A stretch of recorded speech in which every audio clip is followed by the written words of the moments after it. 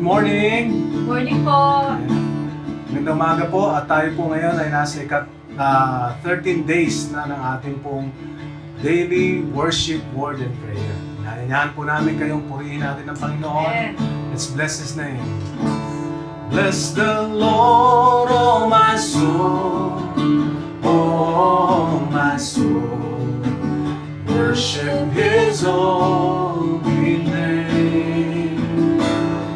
Sing like never before, oh my soul. I worship Your holy name. The sun comes up. The sun comes up. It's a new day dawn. It's time to sing It's time to sing your song again. Whatever may pass and whatever lies before me, let me be singing when the evening comes. Bless the Lord, oh my soul, oh my soul. Worship His holy name. Sing like never before. Oh my soul, I worship Your holy name. Rich in love, rich in love, and You're slow to anger. Your name is great. Your name is great, and Your heart is kind. For all Your goodness, I will keep on singing. 10,000 reasons for my heart to find. Bless the Lord, oh my soul, oh my soul. Worship His holy name. Sing like never before. Oh my soul, I worship Your holy name. And on that day, when my strength is the end draws near, and my time has come. Still my soul will sing Your praise unending. 10,000 years and then forevermore.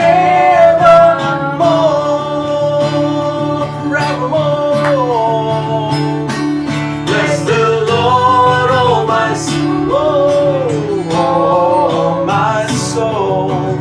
Worship His holy name. Sing like never before. Oh my soul, I worship Your holy name. Last time, bless the Lord, oh my soul, oh my soul. Worship His holy name. Sing like never before. Oh my soul, I worship Your holy name. I worship Your holy name. Your name, Lord, I worship Your holy name. Oh, we worship Your name. Bless Your holy name. You are good. You are good. Hallelujah. We thank You, Lord, for this day. Yes. Hallelujah. Be with us as we continually worship You, study Your word, and pray, Lord. Intercede for our nation. Yes, Lord. Salamat po. We give You praise. Everybody say Amen. Amen. Amen. Ay po'y makinig ng salita. Pangunahan po tayo ngayon ni Pastor Reden. Kasama po ang kanyang asawa, si Ate Sel Esternon. God bless you po. Bless you po. Magandang araw po sa inyong lahat. Magandang araw po. Kamusta na po kayo? Binabati po namin kayo mga taga Batangas, Laguna, Mindoro at dito po sa Sentral. So tayo po ay naririto upang muli na namang mag-aral ng salita ng Diyos at tayo po ay manalangin. Sapagkat naniniwala po tayo na ang patuloy na pag-iisa or pananalangin ay magpapalakas ng ating spiritual na pangangatawan. So, tayo po ay dumako at hindi na po natin ito patatagalin. Dumako po tayo sa Lucas 15:11 to 17. Ito po ay story about the prodigal son. So, hindi ko na po babasahin sa inyong lahat, pero ang sinasabi po dito ay meron dalawang anak na sila ay, at yung batang anak ay hiningi niya yung kanyang mana sa kanyang magulang at gusto niyang umalis sa kanilang tahanan at lumayo na sa lugar na yon. So sa madaling salita, ito ay inalaw ng kanyang ama at binigay ang kanyang kayamanan or yung kanyang parte ng kanyang mana. So hindi nagtagal ay umalis ang batang ito at doon sa kanyang pag-alis ay naubos niya yung kanyang mana. No? At siya ay nagtrabaho na parang isang alila talaga na hindi niya pa naranasan ito nung buhay niya nung nandun siya sa puder ng kanyang magulang. So, sa madaling salita, naisip niya na mas mabuti pang bumalik ako dun sa aking ama. At doon, siguradong hindi ako magugutom katulad ng kanyang mga trabahador. So, kaya yun yung kanyang ginawa at ang nangyari nga ay siya tinanggap ng kanyang magulang o ng kanyang ama at binigyan pa siya ng parangal sa kanyang pagdating. No, na nakita naman natin at nabasa natin na nagkaroon ng selos yung kanyang nakakatandang kapatid. Pero at the end, so naranasan niya ulit yung buhay na nandun sa kanyang magulang at hindi niya naranasan ito nang siya ay umalis dun sa kanilang tahanan. So dito po iikot ang story ng ating salita, no, at pag-aaral. So gusto ko lang pong ibahagi sa inyo na ang mga bagay na ito ay napapanahon sa oras na ito, lalong-lalo na po na nararanasan natin ang incident or yung virus na COVID-19. No?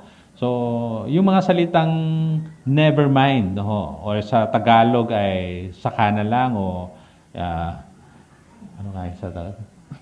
Bahala na. No? So, yun yung mga salitang ating sinasabi dito na bahala na or saka na lang. No? So, ito ay unang-una, gusto ko pong sabihin sa lahat na ito yung kalimitang binabanggit ng mga tao. No? Bago pa dumating ang COVID, may mga ganito na silang mga sinasabi.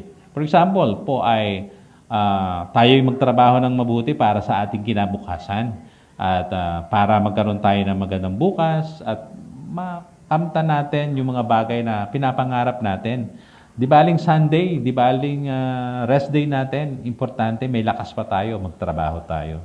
Pangalawa, gawin natin ang mga bagay nito dahil mahal natin ang ating mga anak, di ba? Never mind kung tayo ay, di ba, mapagod or kumbaga mawalan, no? Mag-focus lang tayo sa mga darating na ng panahon kasi kung magsisikap tayo ngayon, makakamta natin yung dapat nating makamtan. Pangatlo ay bumili tayo ng mga kotse, condos, lahat ng mga mararangyang bagay na meron dito sa mundo. Never mind na kung magkaroon tayo ng loan or utang, di ba? Mababayaran naman natin yung mga bagay na yan, di ba? So, pang-apat po ay punta tayo ng mga party, enjoy natin kung ano yung pinaghirapan natin. Para naman, di ba, kung ano yung ating pinaghirapan ay maranasan natin habang buhay pa tayo. So, never mind about tomorrow. Kaya pa naman natin yung kitain yung mga bagay na yan. So, ito yung mga malimit na bagay na sinasabi ng mga tao bago dumating ang COVID. So, sa madaling salita ay katulad ng isang prodigal son, yun yung kanyang never bahala na bukas basta kukunin ko kung anong party ko at kailangan kong ma-enjoy kung anong meron ako. So yun yung katwiran ng nakababatang kapatid. So sa ganitong pamamaraan ay makikita natin na iba-iba tayo ng pananaw bago dumating ang epidemyang ito sa ating mundo. At gusto ko lamang ipaalam sa lahat ngayong naranasan natin ang mga bagay na ito, ay tila ba nagbago ang mga bagay-bagay sa ating buhay at mga pananaw natin. Dito natin na-realize na marami pala tayong pagkakamali na hindi na nagawa natin, na ngayon nakikita natin yung mga pagkakamaling yon. So yung mga never mind ng buhay natin na sinasabi, ngayon na-realize natin kung gaano kahalaga, no, yung mga bagay na ito, sapagkat dito nakita natin na di baling walang trabaho, naging baligtad ang lahat. Di baling wala akong trabaho, ang mahalaga, safe ako o safe ang pamilya ko. So yung mga katagang yun, biglang nabaligtad at naging ganito yung katwiran natin. So paano naman yung future o yung mga plans natin? Huwag na nating baliwalain na muna natin yan sa ngayon. Sapagkat, di ba, hindi natin alam kung anong pwedeng mangyari kinabukasan. Kaya isipin natin kung ano muna yung dapat natin gawin upang tayo ay maging safe at protected sa panahong ito. So yun yung normally na ginagawa ng tao ngayon. So paano naman ang kinabukasan ng mga anak natin kung ito'y magpapatuloy? Di ba? Di bale, malalampasan din natin ang mga bagay na ito. Di ba? Ang mahalaga ay pagkatapos nito, tayo ay buhay, tayo ay makakapagtrabahong muli. So, yung itong mga bagay nito, ito yung mga malimit natin sinasabi at nakikita natin ngayon na na-realize natin na kung ano yung pinakamahalaga. At nakita rin natin dito kung ano yung kahalagahan ng Diyos sa buhay natin. Ngayon naintindihan ng tao at na-acknowledge ng tao kung sino ang Diyos, kung ano ang kapangyarihan ng Diyos sa buhay nila. So maraming tao ngayon, pangalawa, ay bumalik sa Diyos. Nagsimula ulit manalangin at magbasa ng Biblia. Pangatlo, sinimulan ulit nilang i-gather ang kanilang mga anak. Nagkaroon sila ng fellowship, nag-pray sila, naglaro sila together, at nagkaroon ng bonding sa pamilya. Pang-apat, di ba, nakilala nila, yung matagal na nilang mga kapitbahay, nakilala nila. Di ba, kung hindi nagkaroon ng epidemic na gano, o pandemic na ganito, hindi nila makikilala o malalaman ang pangalan ng kanilang kapitbahay. Pang-lima, natuto silang magluto. Di ba? At luto nila ulit yung mga masasarap o gusto nilang mga menu. Di ba? And then, ang mag-asawa, nagkaroon ulit ng bonding, nagkaroon ng tawanan together, di ba? Na-realize nila, masarap palang magkasama silang dalawa na nagkukwentuhan. Pang-pito, di ba? Naging sentro ang Diyos ng kanilang mga buhay. Ang tao ngayon, naging sentro ang ating Panginoon at nakita nila, without God, they cannot live or hindi sila mabubuhay kasi ang Diyos lang talaga ang may alam ng lahat ng ito. Pangwalo, nakita natin ang epekto sa ating kapaligiran. Diba? Nakapahinga ang mundo. Nakita natin walang pollution. Nakita natin napakaganda ng mundo natin kung walang sisira nito. Diba? Ito ay sa loob lamang ng 2 o 3 linggo na namamahinga ang ating mundo sa pamamagitan ng pag-alis ng mga pollution na ito. So ito yung mga bagay na gusto nating dalahin pa, no, sa mga darating na panahon. Na sana ang mga bagay na ito ay nagbigay sa atin ng kaalaman at natuto tayo na hindi na ulit natin gagawin yung mga bagay na never mind. Yung mga never mind na to na ngayon ay pinapahalagahan natin. I hope sa maikling mensahe nito ay tayo natuto at nagkaroon ng kaalaman at na magagamit natin pagdating ng panahon na itong epidemic na ito ay mawala na. Sana ito'y patuloy na gawin ng tao na ibalik ang kanilang relasyon sa Diyos at magkaroon ng pagmamahal sa lahat ng ginawa ng Diyos sa mundo ito. Salamat po at naway ito'y nagbigay sa inyo ng kaunting kaalaman at lumakas ang ating pananampalataya. Binibigay ko po kayo kay Ate Sel para sa ating panalangin. Tayo po'y manalangin, tayo po'y yumuko at pumikit. Panginoon, salamat po sa araw na ito, Lord God. Ikaw, Lord God, na aming kalakasan at sanlungan, Panginoon, sa lahat, Panginoon, na aming pinagdadaanan. Yes. Lord, dalangin namin ang COVID-19, Panginoon, ay magkaroon ng positive impact, Panginoon, sa aming buhay. Yes, Lord, dalangin namin ang aming mga leaders, ang aming mga senado, Panginoon, na include nila, Panginoon, ang panalangin, Panginoon, at lalo na, Lord, na makilala kanila Lord God, sa buhay nila. We pray, Lord God, sa aming nasyon, Panginoon, sa aming nation, Lord God, na lahat ng tao, Panginoon, ay magkaroon ng pagkakaisa, Panginoon. At magkaroon, Panginoon, ng puso na matulungin, Lord God. At dalangin din po namin ng tahanan, bawat tahanan, Panginoon, na magkaroon, Lord God, ng pagkakaisa, Lord God. At Lord, dumulog, Panginoon, sa iyo ang bawat miyembro ng tahanan, Lord God. And we declare unity, Panginoon, sa aming nation, Lord God. Hindi lamang sa bansang Pilipinas, bukod, Panginoon, sa lahat ng bansa, Panginoon. Magkaroon, Panginoon, ng pagkakaisa at pagmamahalan, Lord God. Lord, salamat po, Panginoon. Ikaw, Panginoon, na magpatuloy na humawak sa amin at palakasin, Panginoon, ang aming isipan, aming puso, Panginoon.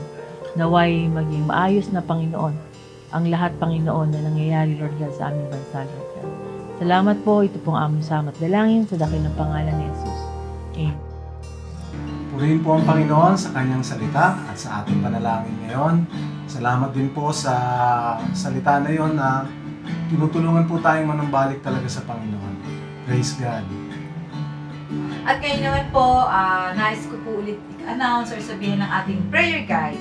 Ito po yung ating shell. So, S stands for scientist, H for health workers. Isama na rin po natin ang mga frontliners. And then E is for everyone. And then L for the leaders. Leaders of the land, leaders of the churches. And of course, the last L is for the less fortunate. So, tayo po ulit ay magsama-sama at magkita-kita po bukas. Shalom! Shalom. God bless you.